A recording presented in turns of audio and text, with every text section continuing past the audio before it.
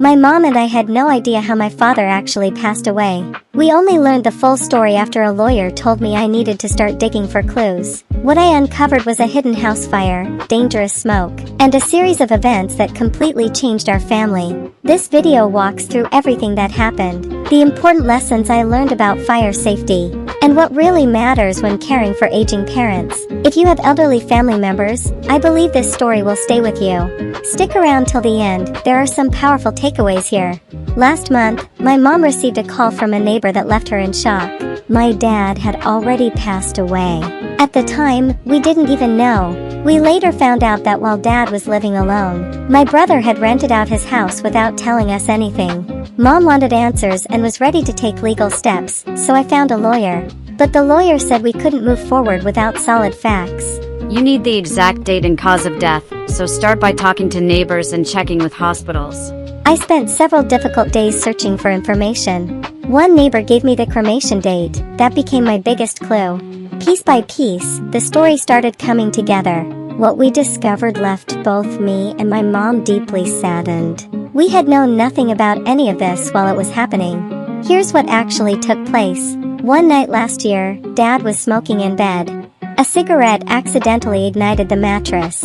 It wasn't a big visible fire. It was a slow smoldering burn deep inside the mattress that filled the entire room with thick, toxic smoke very quickly. A neighbor called the fire department right away. Firefighters arrived fast, and one neighbor saw Dad walk out of the heavy smoke. He was rushed to the hospital while firefighters put out the fire. The bedroom was covered in black soot. The mattress was destroyed, but the rest of the house avoided major structural damage. My brother arrived at the hospital but never informed me or Mom. Dad spent 72 hours in the ICU and began to stabilize. The doctor told my brother, "He survived the acute phase, but this is going to be a long road. There will likely be permanent lung damage." 6 months later, Dad passed away. Afterward, my brother had the house cleaned, painted, and rented out, keeping all the rental income.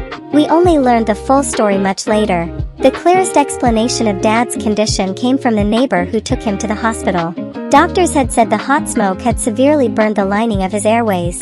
The delicate tissue in his trachea was damaged and sloughing off. That kind of injury is very serious. Inhaling superheated smoke can damage the breathing passages directly. Even if someone survives the first few days, it often leads to repeated lung infections, scarring, and eventually breathing failure. That appears to be what ultimately took my dad. This experience made me research deeply. How can a small cigarette cause such serious harm? Mattress fires are especially dangerous because they smolder quietly. You may not see large flames, but they produce massive amounts of toxic smoke and carbon monoxide. Smoke hotter than about 150 degrees Celsius or 300 degrees Fahrenheit can burn the inside of your airways. If you ever face a situation like this, cover your mouth and nose immediately with a cloth. If possible, make it wet. To buy yourself a few precious seconds, get out of the house as fast as you can. Close doors behind you to slow the spread of smoke. Once you reach fresh air, stay there and call for help. Never go back inside for any belongings. Remember, smoke causes far more deaths than actual flames. Going through all this raised a big question for me. Why has my mom, who has COPD and several chronic conditions, remained stable and able to live independently, while my dad's situation ended this way? The main difference is in the approach. I've taken time to deeply understand Mom's conditions.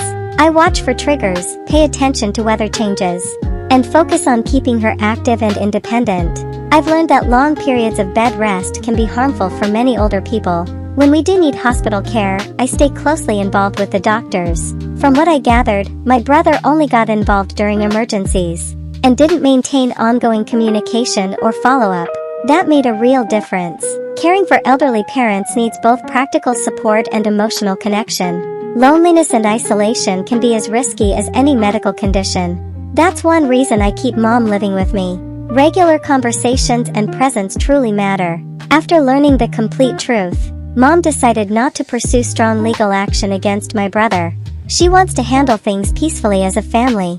She hopes to reclaim the house, which is shared family property, and has even considered moving back into it. I have some concerns about the air quality.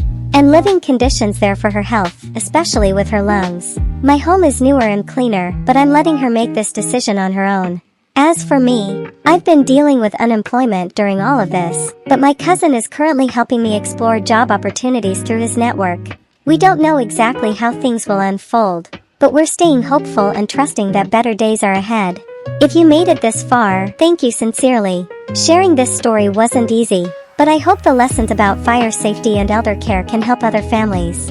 If this video resonated with you, please drop or comment "Stay safe" below. It really means a lot to me and my mom. Your kind words and prayers would help us feel supported during this difficult time. If you'd like to follow our journey, what mom decides about the house, how my job search goes, and more, please like this video, subscribe, and turn on notifications. I'll keep you updated in future videos. Take care of your loved ones, stay aware of fire risks, and I'll see you in the next one. God bless.